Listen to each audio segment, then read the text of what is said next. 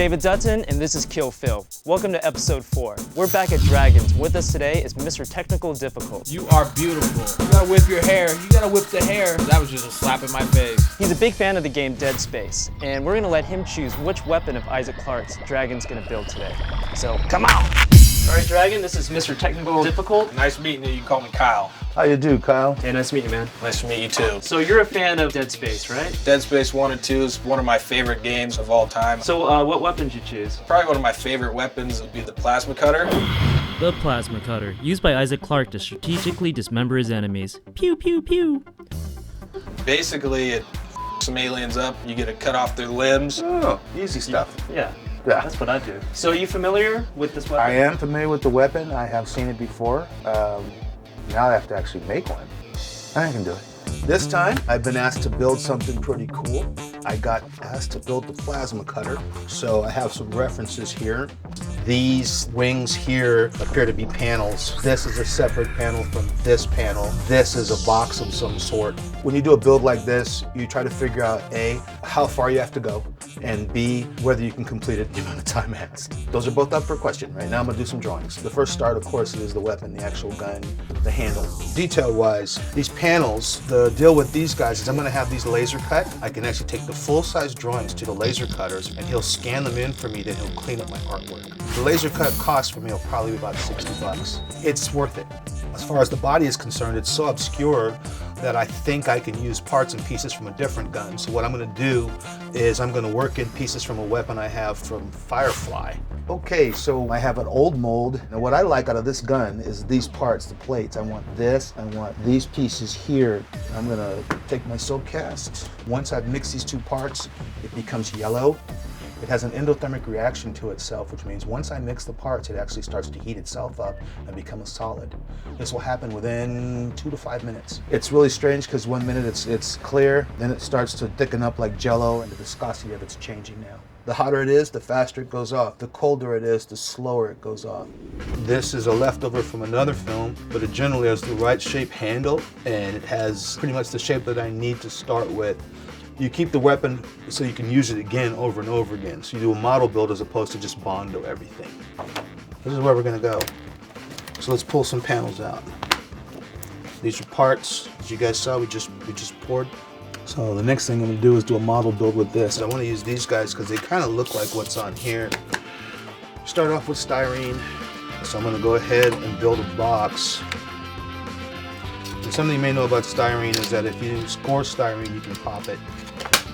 All the pieces that you're seeing here are going to become pieces up along here on the gun itself and detailed pieces on the front and the face. It's a box. So this is the general shape. This is the box. What I'm going to have to do is clay in around here. As you can see, that's been done before. The reason I'm claying the handle is the shape is different. So I've got to make it thicker. So I'm going to go ahead and sculpt this in with clay. This little gun has served itself well a couple times. I think I spent 70 bucks on this thing a few years ago, and it's become 3 different weapons. The shape of the handle is what I like the most. So right now, as you can see, it's becoming, the shape-wise, it's starting to give itself a little bit of that shape. Once I did the clay work on this guy, I did a quickie fiberglass case mold. It's fiberglass with a little bit of epoxy for the mold. And this guy was just the pour spout. You have 3 pour spouts here, and then all these little holes are your bleeder holes. Just let air out. And this is your jacket. All right, what I'm now doing is I'm getting ready to run a slush of the piece. And what this is the original clay model part has now been done as a mold. What I'm doing is trying to get a part that'll be hollow, or as close to hollow as possible. Because the next phase of this will be cutting it in half and making a model kit version of the body. It is. I've been doing this for so long. Now what I'm gonna do is give it a second to settle. My goal is to get detail in every bit. Now I'm gonna start moving things slowly again, because what's going on inside is that the piece is starting to run like molasses inside. Well, this may seem like a lot of trouble to do this, but it isn't in the long run, because now I'll be able to have 2 perfect halves. All right, what you're looking at here, this is a gun here. I did this for Planetside. I did a casting of it this morning. I needed just a handle, and I thought this would be a good opportunity to show you what a slush cast looks like. This one's a thin one. Like I said, all I needed was the handle. I just wanted this part. Okay, but when I did the quick slush and let it sit, I got the entire piece itself, but it's really thin. I love doing stuff like this where you have a superhero movie and the guy goes, all right, freeze. And the other guy, the bad guy, reaches over like in Superman and grabs the front of the gun. Want to show how that looks? Freeze, you! I'm just really strong. Oh! Man, now I got a snub nose. But that's what you look like. That's what you get. Doing something like this for a quick shot, it would so work. And as you can see, it looks really crazy when you see that on film. There you go. When you're doing a mold, realize that this is what it first starts off. This shape here that you're looking at is what the clay looked like. There's all the parts, there's the handle. The reason I have a lip on this is so I can literally push this in and it goes click into place and won't slip. If you're doing a mold at 2 o'clock in the morning and this is all you got, you work with it. So right now, we're gonna pop this guy out. Okay, here's your body box. Next thing I'm gonna show you is my laser cuts, which just got back. My laser guy actually took my drawings and put the detail in that I needed. He cleaned up my detail. The laser cuts them out like model parts. It's gonna be pretty much shaped like that. Yeah, I think that'll come out pretty good so far. So I think the next thing to do is cut this guy in half. There you have 2 hollow halves of the gun. Long night, but worth it. The next phase of cutting a gun in half after that is doing a buildup on the inside. This is that bottom piece, and if you notice, I've got a brass tube. I actually cast the brass tube so that this thing is hollow in case I get time to put lights into the butt of it. So we're getting closer. I also needed the grip. That handle grip came from this. I ended up with a nice little grip piece here for the handle. So far, so good. Next thing I'm gonna do is start assembling and dremeling. And then open up this section here for my trigger button. This gives it a nice profile, but also makes it easy to push. These buttons are leftovers from the 1989 Batmobile. Well, what I did actually was look at gameplay to see how it flashed. What you're seeing here is I'm trying to check and see where the lights flash together or not. I'm gonna glue it in place, cut the wire after I get it to where I want it, and do it again. Next thing you'll see will be all 4 of them. And remember kids, hot glue's hot, but probably not for me. If you look at the ends of my fingers, you can see it's like seriously calloused, okay? Why do I have calluses? Kung Fu. I don't feel it. So now we've completed the gun body that fits together. Not bad. So let's go to the wings. Now the wings have little lights in the end. These little buttons here will turn on the wing lights.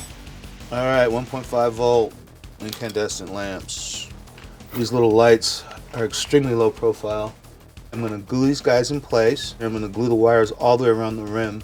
What you'll see is those little yellow lights as beacons instead. These are grain of wheat bulbs that are available at the train stores. These are steel mounts. They look like they were drawer pulls. Let me go cut these guys on the cutter real quick. Got all 4 of my mounts. What I'm doing right now is I'm actually assembling the wings on the gun, doing the final assembly, and then I have to do the final paint up. This has just been based out with the metallics. Automotive paints work really well for what we do. They're longer lasting than most paints.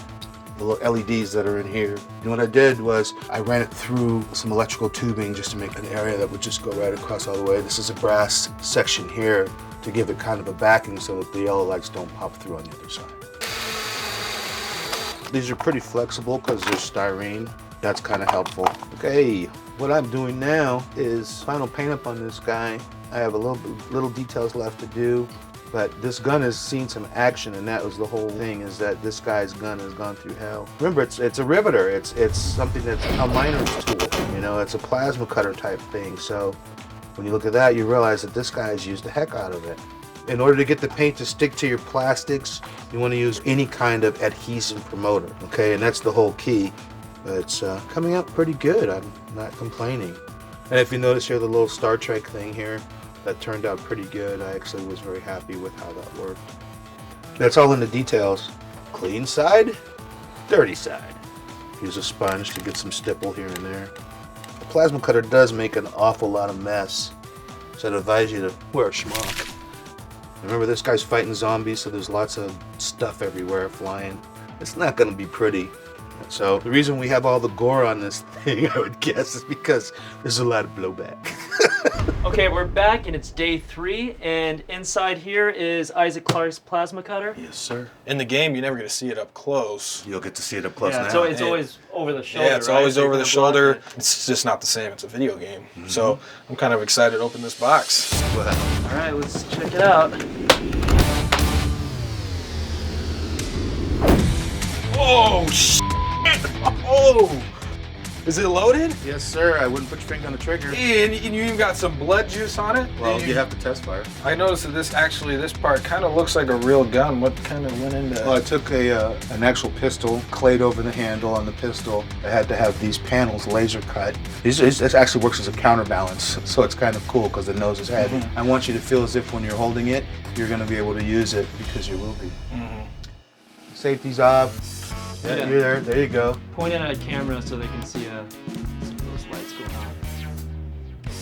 Well, I'm ready to go. All right. What the All right. What happened? Dragon, where's the breaker? The breaker's outside. We're gonna have to Just Where's the light on the gun? Breaker. Just find another plug. Find another plug.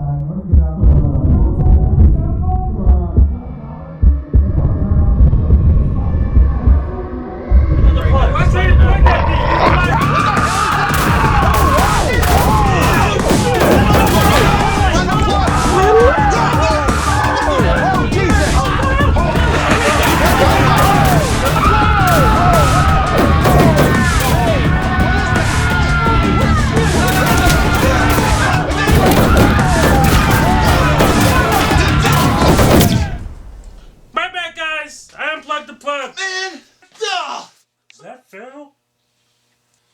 Phil, hey, check his pockets. What does that even matter? What are you talking about, man? He has the keys. My bag's in the car.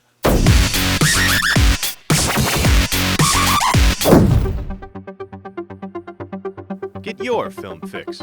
Subscribe to CineFix.